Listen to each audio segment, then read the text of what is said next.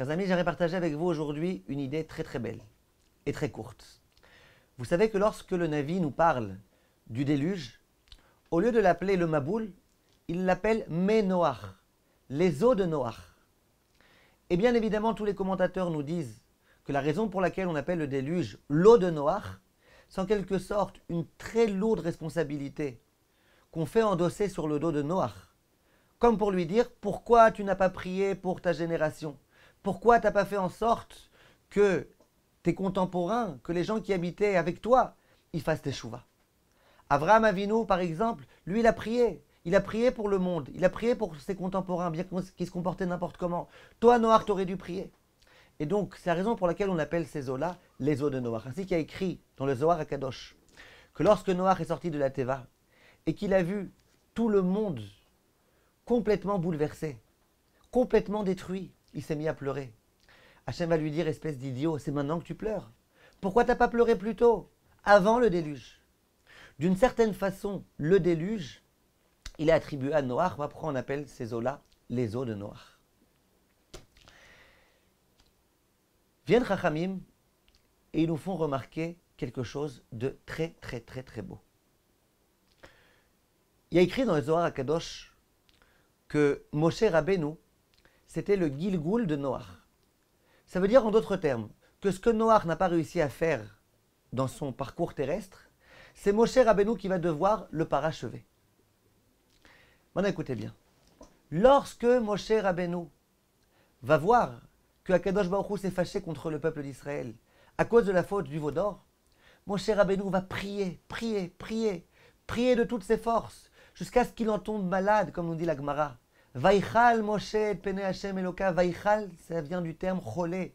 Moshe Rabbeinu a tellement pris à cœur l'énervement d'Akadosh Baruch Hu, la colère divine contre le peuple juif, qu'il a intercédé de toutes ses forces, et il a prié tant de jours, avec tellement d'énergie, et de force, et de cœur. Et Moshe Rabbeinu, il va dire à Hachem, des mots très très forts, il va dire à Hachem, écoute-moi bien Hachem, soit tu acceptes de pardonner le peuple juif, soit efface-moi de ton livre. Mechenina misifrecha. Efface-moi de ton livre. Il n'y a pas de plus grande abnégation que celle-ci. Il n'y a pas de tfila plus forte qu'une tfila dans laquelle on dit à Hachem, écoute Hachem, il n'y a pas d'autre choix. Je t'en supplie, pardonne. Je suis prêt à renoncer à tout l'essentiel que tu pardonnes à tes enfants.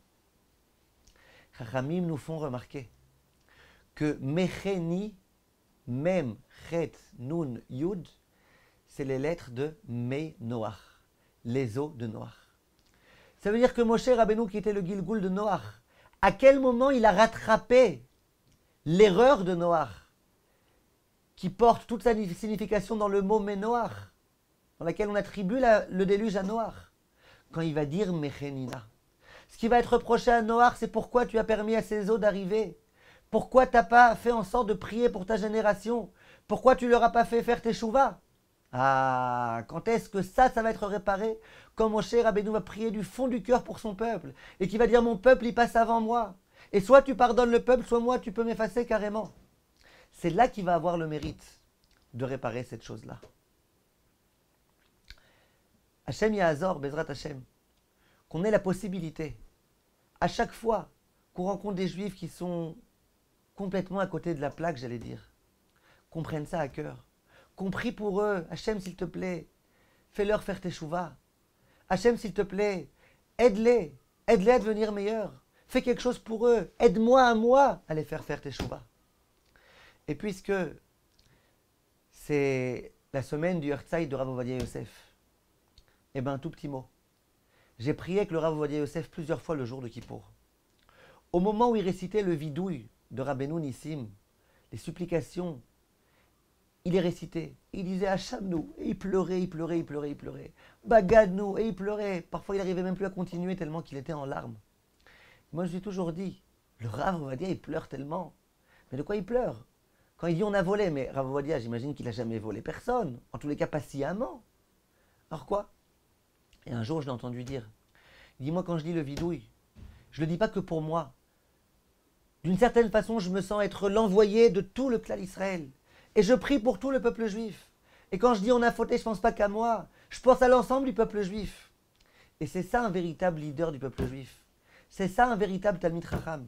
C'est celui qui accepte d'endosser le peuple juif sur ses épaules. Celui qui est prêt à prier pour tout le peuple. Pas simplement pour lui, pas simplement pour ses petits soucis, mais pour l'ensemble du peuple juif. Celui qui prend le dossier du peuple juif à cœur. Lui, c'est un véritable Talmid Chacham. Yehí Ratzon qu'on ait le mérite. Merci de votre attention.